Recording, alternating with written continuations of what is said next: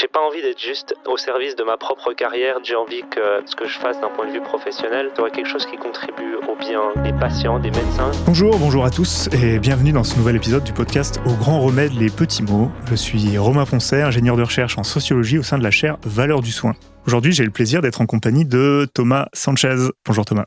Bonjour. Thomas, je vais te laisser la parole, je te laisse te présenter à nos auditeurs. Merci beaucoup pour cette invitation. C'est aussi un peu une première pour moi de participer à un podcast. Moi, je suis chercheur en intelligence artificielle appliquée à de l'imagerie médicale. Donc, je travaille tous les jours à développer des outils qui sont supposés aider les médecins et les patients dans leur prise en charge dans de la radiologie. Ouais. Mais en même temps, j'ai jamais été en contact avec un patient non plus. Et puis, ça fait que quelques années, au final, que je suis en contact avec des médecins même. C'est un peu ce profil de chercheur où je passe beaucoup de temps devant un ordinateur à faire du code, du développement. Puis j'espère que ça puisse servir ultimement les patients, mais c'est souvent loin quand on est dans la recherche. Thomas, on a été mis en relation par Brenda Bogart. Elle est responsable de recherche en éthique médicale. Elle est également membre de la chaire Valeurs du soin. Alors, tu as une histoire, comme le veut la tradition de Au grand remède, les petits mots. Plus qu'une anecdote, c'est un peu l'histoire de mon parcours en fait dans la recherche, avec un peu le début en tant que chercheur, plus ingénieur qui a commencé une thèse à l'EPFL, l'École Polytechnique Fédérale de Lausanne. Au final, j'ai commencé à travailler sur de l'imagerie médicale. C'était un labo qui fait vraiment de l'optimisation et de l'IA, mais il s'avère qu'il y avait un projet qui traitait d'imagerie médicale que j'ai trouvé intéressant.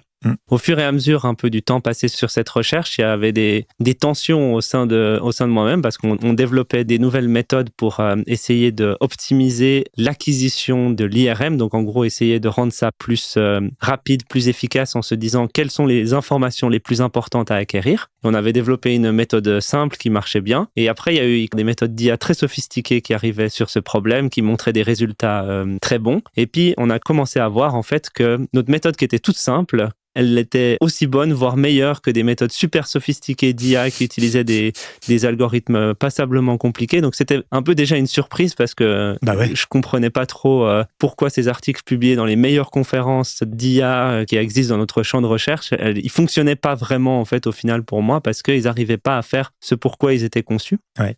Notre champ de recherche en tant que chercheur en IA, elle valorise beaucoup l'innovation méthodologique. Donc, on a l'air aussi intelligent parce qu'on développe des solutions un peu complexes pour des problèmes, même si on essaye toujours de rester simple. Mais en même temps, il y a quand même toujours une pression d'essayer d'aller vite, d'être les premiers à mettre des résultats. Il faut avancer pour avoir des articles dans la thèse. On pense qu'on fait du progrès, on pense qu'on avançait, mais on n'avance pas trop. Tout ça, en fait, ça m'a un peu orienté après dans ma recherche parce que c'est un peu une espèce de mini-crise existentielle parce qu'il y avait un côté où je me dis, moi, en tant que chercheur en IA, j'aimerais faire des choses qui bénéficient aux patients et au terrain. Donc, il y a déjà, même juste au niveau du développement méthodologique, il y a un problème. Pour mon postdoc, j'ai pu rejoindre l'Université de Lausanne et le Centre hospitalier universitaire de Lausanne, le CHUV. Et puis là-dessus, ça m'a fait découvrir aussi un autre monde d'interaction avec les médecins, de comprendre que les médecins, ils valorisent des choses différentes d'un point de vue de recherche. Donc, il y a déjà un langage différent qui est parlé. C'est un peu un côté où il fallait que j'apprenne à voir tout ça, mais...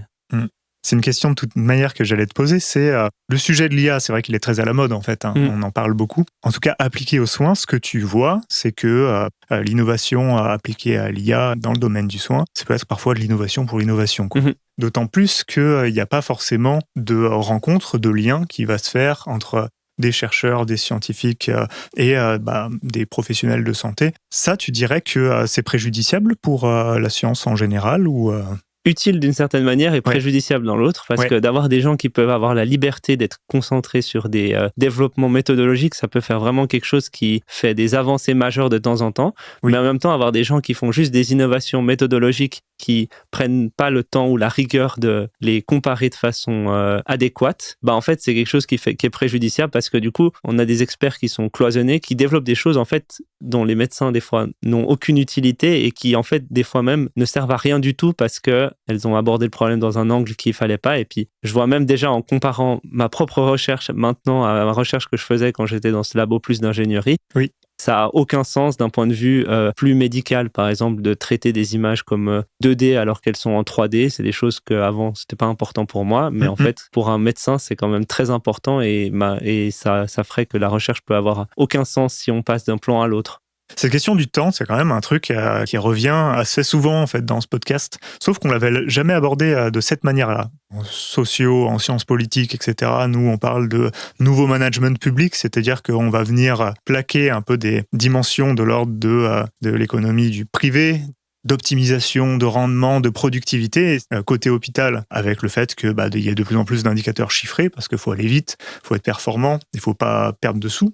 Et il y a quand même, de ce que tu m'expliques, dans une trajectoire professionnelle, dans une carrière de chercheur, une exigence à la productivité, à publier, et également sur des enjeux, j'allais dire innovants, mais qui pour autant n'ont pas forcément de sens profond, quoi. C'est un peu quelque chose qui se passe indirect et qui est là comme pression pour les chercheurs, parce qu'au final, on peut choisir de faire comme on veut la recherche, mais on sait qu'à un moment ou un autre, quand on va chercher à avoir un poste permanent, on va être évalué compétitivement face à d'autres chercheurs sur la base d'un output chiffré, sur la base de nombre de citations, qui est même pas quelque chose qu'on contrôle nécessairement, en fait, parce que des fois, c'est juste une combinaison d'une bonne recherche qui tombe à un bon moment. Et c'est des choses comme ça qui, au final, vont définir des carrières entières, du fait que tu vas pouvoir soit continuer à faire de la recherche avec un poste permanent et puis où tu auras une certaine stabilité, ou soit continuer de postdoc en postdoc jusqu'à ce que tu te dises que peut-être pour avoir une vie équilibrée, ça sera mieux de trouver un travail ailleurs. Ouais.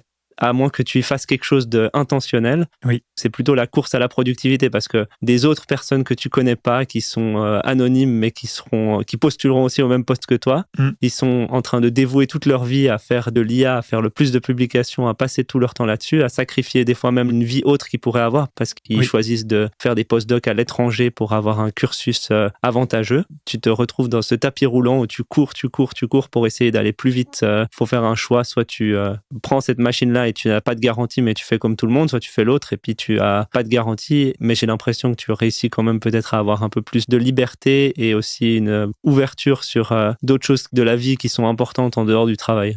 C'est quoi ta solution pour, j'allais dire, survivre dans un écosystème qui t'encourage dans cette direction qui, toi, ne te convient pas? Pour moi, il y a vraiment une dimension importante qui sont justement ces valeurs qui me guident. Et puis pour moi, c'est quelque chose qui est pas mal lié à ma foi chrétienne, parce qu'elle me mène un peu à deux conséquences importantes pour moi dans le travail. C'est la question du sens de ma carrière. C'est quelque chose où, du coup, en fait, j'ai envie que ce que je fasse d'un point de vue professionnel soit quelque chose qui contribue au bien commun, au bien des patients, des médecins. J'ai envie d'être à leur service pour améliorer leur qualité de vie, leur qualité de travail. Et donc, j'ai pas envie d'être juste au service de ma propre carrière, de mon propre avancement, surtout si ça veut dire que ça diminue une contribution sociale qui pourrait être importante. Donc, je fais un peu le choix, avec ma foi, de mettre cette dimension en avant, même si c'est quelque chose qui pourrait me mener à sacrifier ma carrière académique. Puis dans un deuxième temps, d'un côté de force pour avancer, qu'est-ce que je vais devenir, où est-ce que je vais être dans mon poste, c'est quelque chose qui est vraiment générateur d'anxiété par défaut pour moi, parce que je suis quelqu'un plutôt même d'anxieux de nature, qui aime bien tout contrôler, alors que justement dans l'académique, dans cette situation-là, je trouve qu'on est vraiment dans une situation où il y a beaucoup d'externalités qu'on contrôle pas. Au final, moi, ma foi et puis vis-à-vis du travail, c'est un peu comme j'ai vraiment quelque chose où j'ai remis concrètement comme un peu un deal avec Dieu. C'est un peu étrange de dire ça comme ça. Je continue dans l'académique pour l'instant avec les valeurs qui sont importantes. Et si Dieu souhaite que je continue et que je réussisse dans l'académique, où je trouve quelque chose de permanent, il permettra que ça arrive. Mais ces choses-là, elles sont pas dans mon contrôle. Je veux continuer à faire ce qui est important pour moi. Et puis Dieu, suivant ce qu'il souhaite faire dans la direction de ma vie, il prendra les décisions qui amènent à l'un ou l'autre endroit. Et on verra ce qui se passe. Exactement. Comme le veut une nouvelle fois la tradition de ce podcast, je t'ai demandé de nous présenter une œuvre, là pourquoi pas, scientifique. Je te laisse nous en dire plus. Au final, c'est presque plus littéraire pour moi, parce que je suis plus d'un background technique, mais en effet, c'est une œuvre d'un philosophe, sociologue et théologien. C'est des casquettes éclectiques. Il s'appelle Jacques Ellul, c'est un Français, un Bordelais. C'est une des personnes à avoir mis en avant le fait qu'on entre dans une ère en fait qui qualifie de système technicien, où en toute chose, on va chercher avant tout l'efficacité pour l'efficacité. Il n'y a plus de valeur de moralité. La seule chose qui permet de juger, c'est l'efficacité. En lien aussi, lui, avec sa foi chrétienne, il met en avant le concept de non-puissance. En fait, le concept qu'il faut être capable de pas nécessairement faire tout ce qu'on peut faire, des fois questionner ce système, d'y mettre des valeurs. Et pour lui, ces valeurs, elles doivent être ancrées dans quelque chose de transcendant, dans quelque chose qui sort de ce système, parce que c'est seulement mentionné à l'extérieur de ce système qu'on est capable de le critiquer ou de dire qu'on veut aller vers une autre direction. Si on fait toujours tout ce qu'on peut, il y aura plus de place pour l'autre. Il faut quand même quelque chose où on se retient de faire tout ce qu'on peut faire pour laisser une place à l'autre. Et sinon, on est dans un système où on va juste toujours enfermer et séparer l'autre de plus en plus. Donc, il y a quelque chose vraiment d'existentiel où il faut faire un choix de se positionner autrement pour pouvoir avancer. Tu voulais également peut-être nous dire 2 mots d'un projet avec lequel tu es associé à Brenda. Ouais, parce qu'au final, si je suis là, c'est grâce à elle et grâce à un projet qu'on a déposé, qu'on a pu avoir. C'est un petit projet, mais au final, pour moi, c'est toute une ouverture vers un nouveau monde parce que elle a accepté de m'intégrer un petit peu dans ce monde où le but, ça va être d'aller faire des entretiens avec des patients qui ont eu des AVC en parlant de questions de systèmes d'IA qui seront développés pour être intégrés à la prise en charge des patients avec en phase aiguë d'AVC. Le but, ce serait de comprendre s'il y a des dynamiques de confiance qui changent, si un algorithme d'IA est peut-être mis au milieu de tout ça, si l'algorithme a des biais, si c'est une boîte noire qu'on ne comprend pas, que le médecin ne comprend pas. C'est vraiment un peu une découverte pour moi parce que je serai enfin au contact des patients et puis Génial. On verra comment ça se passera et puis comment ça orientera à la suite de mes recherches. Merci beaucoup, Thomas. Merci à vous de nous avoir écoutés. N'hésitez pas à nous suivre comme d'habitude sur les plateformes de streaming. Vous les connaissez, Spotify, Deezer, etc. Sur la page LinkedIn de la chaire. Vous pouvez aussi retrouver toutes nos news sur le site chairevaleurdusoin.univ-lyon3.fr. En attendant, je vous dis prenez soin de vous et prenez soin du soin. Bye bye.